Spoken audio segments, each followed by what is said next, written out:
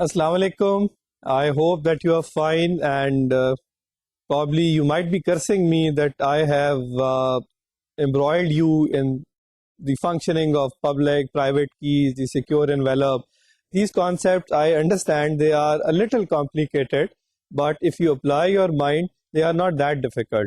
So the only need is to focus and apply yourself, and things would really become so simple for you. Okay, we were discussing the concept of electronic checks, and I told you there are four participants in that payment mechanism: the payer, the payee, the payer's bank, and the payee's bank. And let's have a look at the slide again. So the payer who has secured hardware, he can use the smart card for that matter, and then he can issue certain electronic checks. He can generate electronic checks. An electronic check generated by the payer for the payment purposes is to be signed with the help of his digital signatures. Then the certificate would be attached with this electronic check in a secure envelope. This information would be delivered to the payee. The payee would endorse this check, which means that the payee would also sign this check and attach his certificate with this information, and again in a secure envelope the information would be handed over to the payee's bank for processing purposes. The payee bank and the payer's bank both interact with each other, and through automated clearinghouse this check can then be cleared, and the account of the payee would be credited, which is lying in the payee's bank, and the account of the payer in the payer's bank would consequently be debited.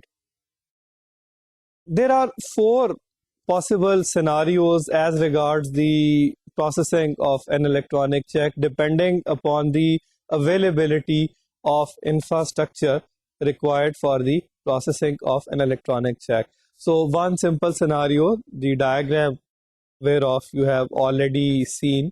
So let's look at the diagram again in a simple format. You can see the payer, he writes a check and sends this check to the payee. The payee endorses this check. This was our step number one. Then in the step number two, the payee deposits this check to the payee's bank.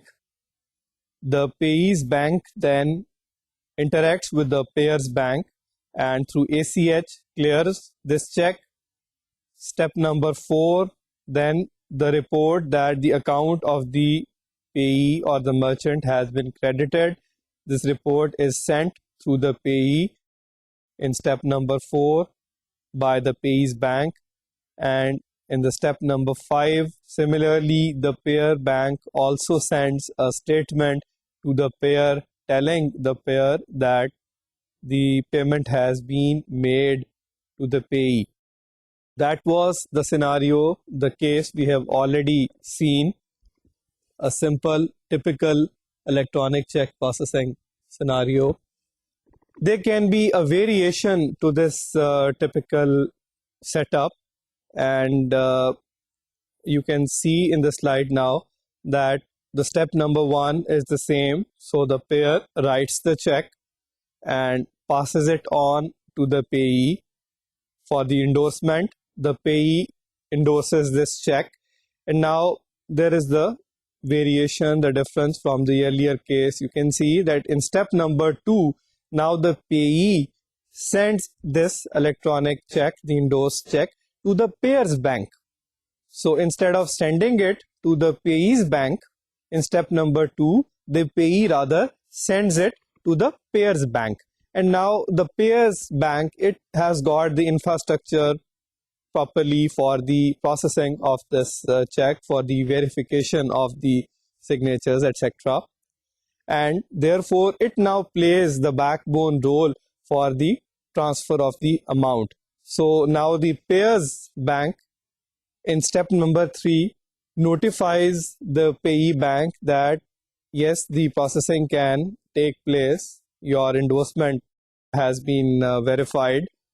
And then in step number four, again through electronic fund transfer, EFT or say through ACH, the check is cleared and accordingly the payer's account is debited and the payee's account lying with the payee's bank is accordingly credited. In step number 5, the report of the deposit of the amount is sent by the payee's bank to the payee. And similarly, in step number 6, the payer's bank also tells the payer about the factum that the payment has been processed and the account has been debited, the account of the payer. Again, depending upon the processing infrastructure, it is possible that the processing steps they get differed from the typical case, from the typical setup. And in the slide you can see now that in step number 1, the payer writes the check, and now instead of sending this check to the payee, the payer rather directly sends this electronic check to the payee's bank. Okay, notice this difference, that instead of sending it to the payee, the check is now delivered to the payee's bank. The payee's bank now endorses this check, and in step number 2, the payee's bank, after endorsing this check, clears it by interacting with the payer's bank through ACH. And in step number 3, the accounts receivable update, the fact that the amount has been received, has been credited in the account of the payee. This information is supplied by the payee's bank to the payee.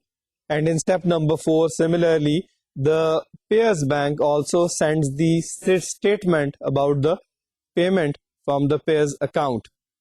So in this particular case, you can see that the payer directly contacts with the payee's bank instead of establishing a contact with the payee.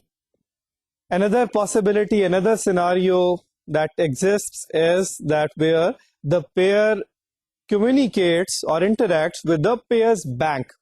So notice in step number 1, the payer, after writing the check, after signing the check, sends it to its own bank where the account of the payer is lying, to the payer's bank. In step number 2, now the payer's bank would play the leading role. It would act as the anchor and it would play the leading role, the main role for the transfer of the funds. And in step number 2, you can notice that through electronic fund transfer mechanism through ACH, the account of the payer would be debited and the account of the payee would be accordingly credited. And in step number 3, the accounts receivable update, as was in the previous example, that information is supplied by the payee's bank to the payee. And also in step number 4, the payer's bank also passes on a statement to the payer, informing the payer about this transaction, about the transfer of the payment. Therefore, these are the 4 possible scenarios depending upon the infrastructure for the processing of an electronic check, where this infrastructure is available, which can be more suitably applied. So this is mainly the discussion as regards the electronic check. I hope that you have a fair degree of understanding about the processing of e-checks.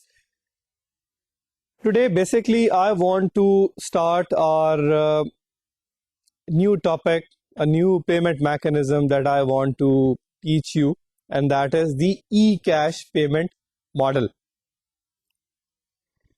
E-cash payment mechanism is believed to have a lot of potential of growth, and there is a belief that probably 4 or 5 years down the road, maybe this is the payment mechanism that can be effectively applied for the payment purposes through the internet worldwide. It has got such unique features. The main thing, the key feature, the hallmark of eCash payment mechanism is that it can ensure anonymity of the customer.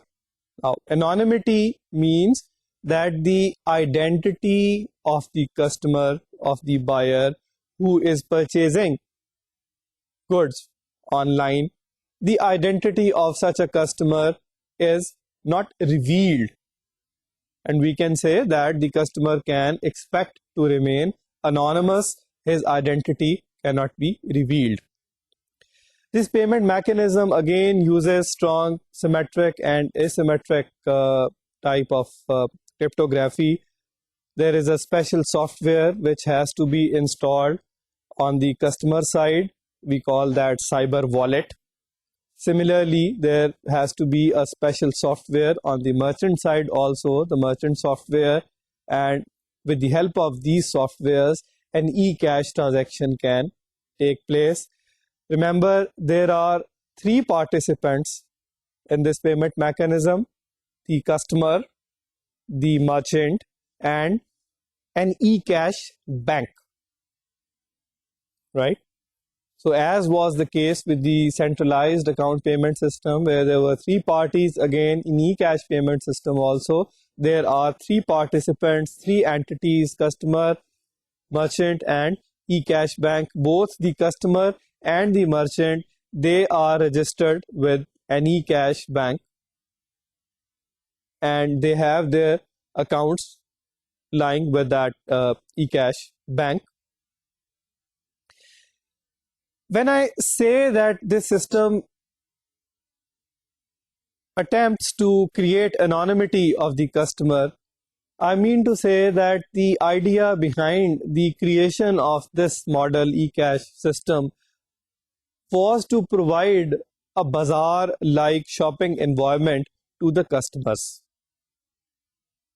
right? The idea was that, as is the case with the normal bazaar-like shopping, that we go to a shopping store, we go to a bazaar, and we purchase the items that we want to buy. Say, I want to buy shoes. I go to a shoe store. I purchase the shoes that I want to buy. And nowhere my information, my personal information is recorded during this shopping transaction. Nobody, the owner of the shoe store, would never record, would never note what is my name, what is my residential address, etc. The maximum thing I get from the shoe store is a receipt evidencing that I have made this certain amount of payment to buy the shoes from that shoe store. So, in other words, when we go to a bazaar, we keep our anonymity while purchasing items from the bazaar. Nobody records our personal information.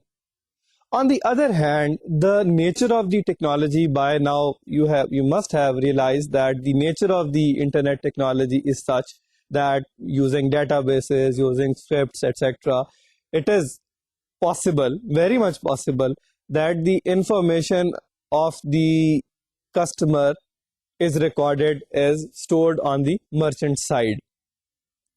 So therefore, the buying pattern, the details about the customer, they might be recorded on the merchant side.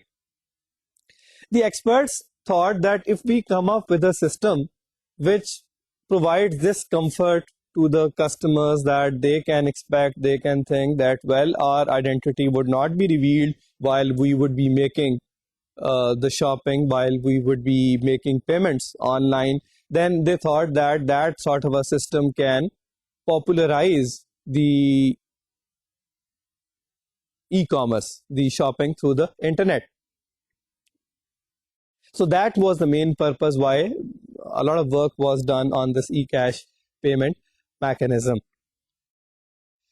Now, I want to show you a slide. You can have some idea about the working of this setup, but I would be showing you this slide again also. It's a little bit intricate concept, and I hope that by the end of our lecture, you will be able to develop a concept. So don't feel discomforted if in between you feel that things are not being clear to you. Just hold on. I hope that by the end of the lecture you will make a concept, inshallah. So look at the slide which explains the eCash model. You can see there are three entities: the client, and on the client side or on the customer side there is a special software called the client wallet or the cyber wallet. Then on the right you can see the merchant side, and on the merchant side also there is a special merchant software that can deal with the eCash transactions. And at the top there is that organization called eCash Bank, where both the client and the merchant would be having their respective accounts. Okay, now the client wallet can interact with the eCash Bank.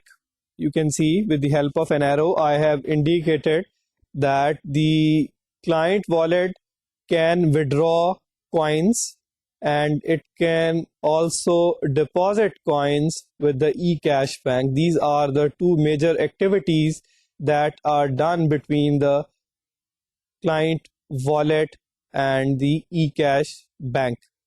Let me tell you, the word coins here is a specific term. A coin or an eCash coin, that is the currency using which the payment is carried through in this payment mechanism. And I'll shortly be showing you how an eCash coin looks like. So by withdrawing the coins, I mean here that the coin is partly minted by partly created by the eCash Bank and partly created by the client wallet. I'll also let you know in detail what do I mean about that. I'll also let you know about what I mean by that very shortly. And similarly, the coins can be deposited once the coins have been created, have been validly minted. These coins can be deposited by the client wallet with the eCash Bank for payment purposes. Then you can see that the eCash Bank can communicate with the client wallet, and therefore the eCash Bank can issue new coins to the client wallet. It can partly mint the coins, new coins to the client wallet, and it can also send statement of account to the client. Then at the bottom you can see the client wallet. What can it do for us? For the client side, it can store coins. So when the coins are minted, they are validly created, the client wallet would store these coins. Then it can make payments also. So when the client would make certain purchases and there is a payment request, the client wallet would automatically assemble the coins of the corresponding amount and would send these coins to the merchant. It can also accept payments, which means that in case some payment has to be made by the merchant to the client, it can accept such a payment. Say there is a refund or some balance amount to be paid by the merchant to the client, then the acceptance of such an amount can be made by the client wallet. Then you can see on the merchant side, the merchant software, it sells items, it can accept payments. So all those payments which are made by the client wallet through the eCash coins, so all those payments which are made by the client wallet through the coins, these payments can be accepted by the merchant software. The merchant software can also make payments. So if a refund is to be made, such a payment can be made. The software can do that on the merchant side. And you can see the client wallet and the merchant software, they can exchange coins with each other. The coins can be paid by the client wallet to the merchant software and vice versa. So you can see there is an arrow on both sides and there is the word written pay coins. That indicates that the payment of coins can take place on both the sides. And then the merchant software can also send the goods to the client side. It can also inform the client side that goods are going to be delivered on such and such time. It can also issue a receipt that, well, the payment has been effectively made in favor of the merchant. So goods and receipt, the information about these can also be passed on by the merchant software to the client wallet. The merchant software can interact with the eCash bank. So wherever the coins are sent by the client wallet to the merchant software, the merchant software would send these coins to the eCash bank to check the validity of these coins and to deposit these coins with the eCash bank. The eCash bank can sign the coins. So as I mentioned, it can partly mint the coins. It maintains the accounts of the users. So both the client and the merchant, their accounts would be maintained on the eCash bank side. eCash bank also has a database. It would arrange a database of the spent coins. So whenever the coins are forwarded by the merchant software, which were delivered to the merchant from the client side, these coins would be sent to the eCash bank to check the validity.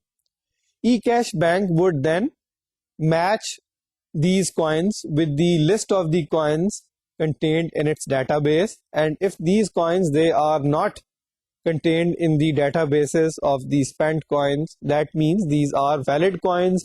Accordingly, the eCash bank would send a valid indication if the coin does not appear in the databases of the spent coins, and then merchant consequently would send the goods and would also send the receipt of the payment to the client wallet.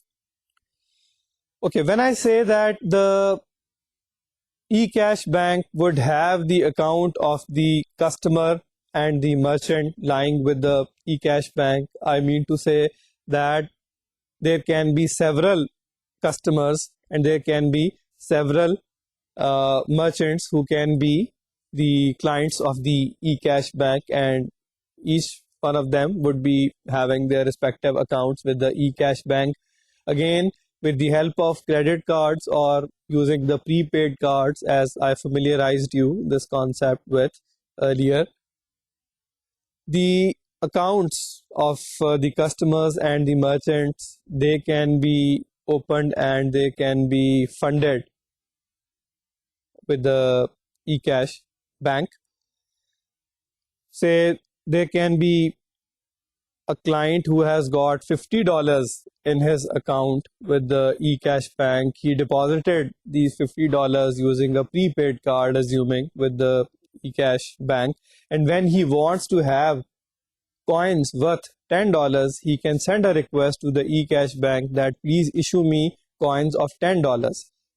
In case these coins are delivered, they are minted for that client, then that client would have now $40 in his account. He had earlier 50, he got coins worth $10, and now the remaining dollars in his account are 40. Similarly, a merchant can have $100 in his account for that matter. So different amounts, they would be lying with the eCash bank, both in relation to the customers and the merchants. Now, you should notice that an eCash bank can have many customers registered with it. So Mr. A, B, Mr. F, Mr. X, Y, Z, all different customers, individuals might be having their respective accounts with the eCash bank, and they might be having their specific amounts lying in their respective accounts. Here I would like to show you how an eCash coin appears. You can see on the slide, an eCash coin, or simply a coin, comprises three elements, three parts.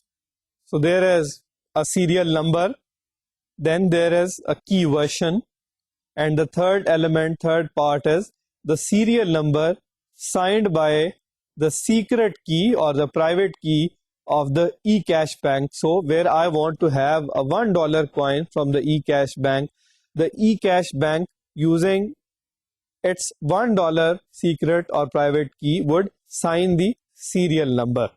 In order to have a valid coin, I need to have these three elements available. Now, the serial number is automatically generated by the cyber wallet, the software on the client side. It's a unique number which is automatically randomly generated by the cyber wallet. Once a cyber wallet generates a serial number, that serial number would not again be generated. So therefore we can say that this serial number is unique. Then the key version, that terms means the public key of the eCash bank. So the eCash bank may have a $1 public key, $3 public key, $5 public key. All such public keys of the eCash bank are generally referred to as the key version. And normally when we open our account with the eCash bank, all the public keys, different public keys of the eCash bank of different denominations, say $1, $3, $5, $7, all these different public keys, they are directly sent by the eCash bank to the relevant party, say to the customer. So the key version is not a secret thing. At the time of opening your account, you receive all the different public keys, the key versions of the eCash bank related to different denominations. The problem arises as regards the third part of a valid coin. That is, you want this serial number to be signed by the secret key of the eCash bank of a corresponding denomination, right? So once I get this serial number, which was created by the cyber wallet, the software on the client side, I want this serial number now to be signed by the private key of the eCash bank. And once I get this serial number signed, then I can say that my coin is now complete. Now it's a valid coin. So this third part of the eCash coin, that creates a problem for us. And I'll just explain to you how we obtain this third part. How do we get the serial number signed by the eCash bank? So you can notice here, you can register this thing that partly our coin is therefore minted or created by the client itself, in the sense that the client's cyber wallet automatically on its own generates a unique long serial number, and the coin is partly minted or created by the eCash bank, in the sense that eCash bank is required to sign the serial number with its private key. And after signing that, it would return that serial number, the signed serial number, to the client, and then the client or the customer can say that it has got a valid coin whose different three elements, they are now complete. I want to demonstrate to you how the eCash bank signs the serial number with the help of its secret or its private key. You can look at the slide before you, how bank signs blindly. So first of all, the cyber wallet, which is the software on the client side, it would generate a serial number, and it would also generate a blinding factor R. So this blinding factor R is also a number which would be automatically generated by the cyber wallet along with the serial number. However, this blinding factor R would never be known to the eCash bank or to the merchant. This information would only be available to the customer or to the client, right? We use this blinding factor R along with the serial number so that we can get the serial number signed by the eCash bank without knowing the serial number. In other words, we want the eCash bank to sign the serial number blindly while minting the coin for the client.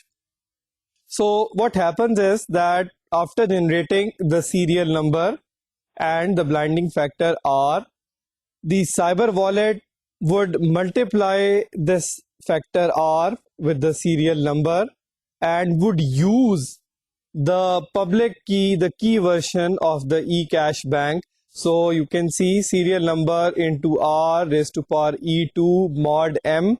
Here in this expression, E2 mod M represents the public key, the key version of the eCash bank for $2, right? So wherever we want to mint, we want to get signed a coin of $2, we would use the public key of $2 of the eCash bank in the expression before you.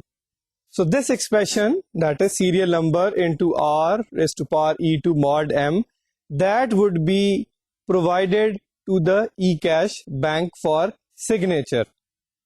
eCash bank would see that, well, my $2 public key has been used in this expression, which means that a $2 coin is to be minted or created. Accordingly, the eCash bank would arrange the corresponding private key of $2 to sign this serial number. Bank signs with its secret key of $2, and you can see that the secret or the private key of $2 is represented by D2. So by applying this D2 in the expression, see serial number into R raised to power E2, then this whole expression is raised to power D2, that is the private key of D2 is applied on this expression, that is the private key D2 of the eCash bank is applied on this expression, and then mod M. When we simplify this expression, we get serial number raised to power D2 into R raised to power E2 D2 mod M. It's a simple mathematical representation of how we express the public and the private keys and how we use them in a mathematical expression.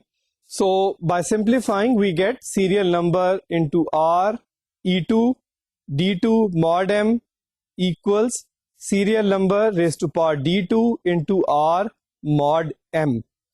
This is because E2 and D2, that is the public key of $2 and the private key of $2, they would cancel out each other when they appear as the raised to power of blinding factor R.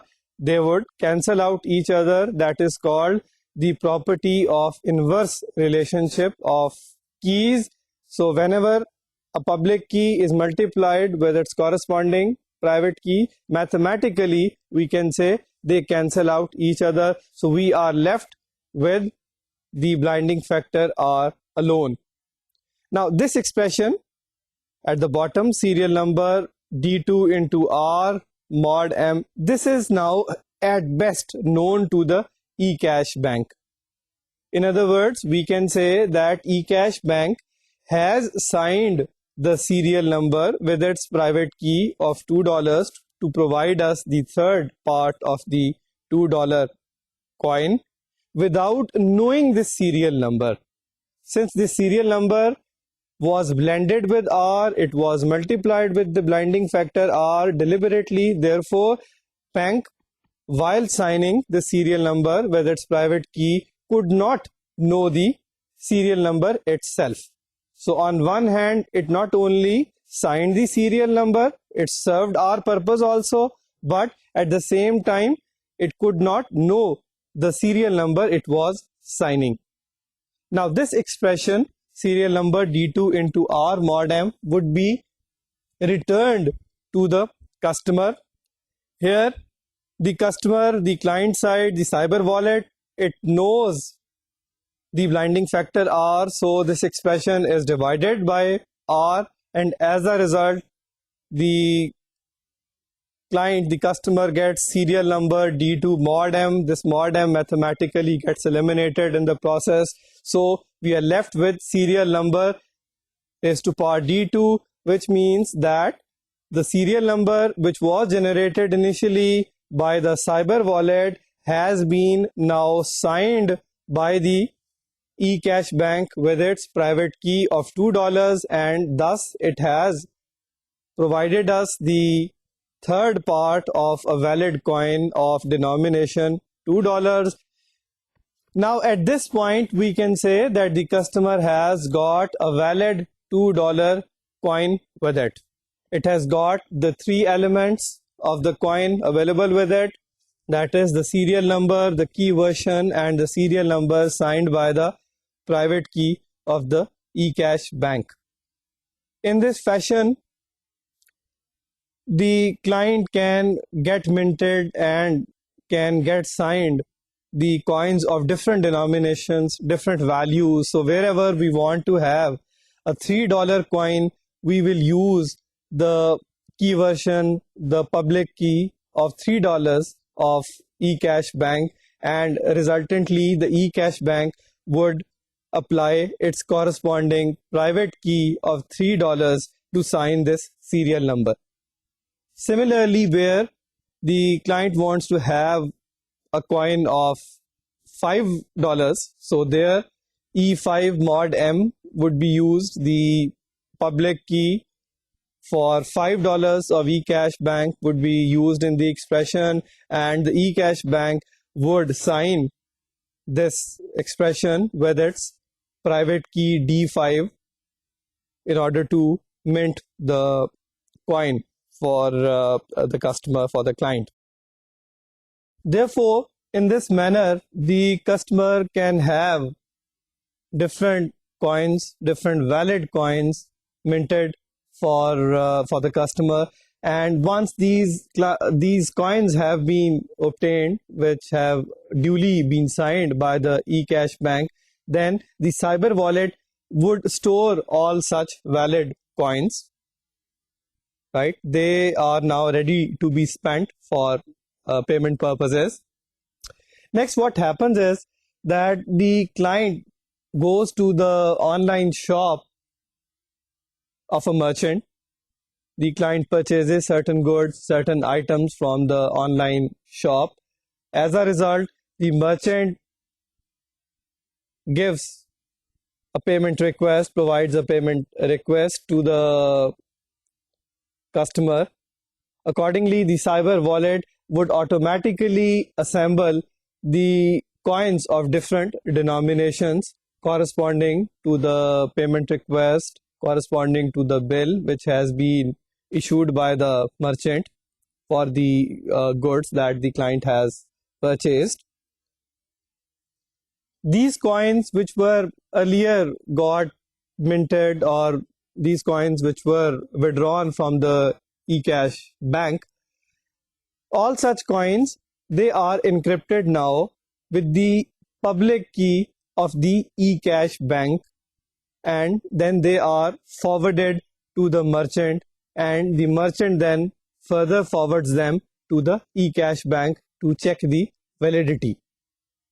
Okay, so that is our deposit stage. I repeat, the coins are encrypted with the public key of the eCash bank by the customer side, and then they are delivered to the merchant, and the merchant cannot view these coins because they are encrypted with the public key of the eCash bank, and only with the help of corresponding private key of eCash bank they can be decrypted. The merchant therefore cannot view these coins. The merchant simply forwards them to the eCash bank.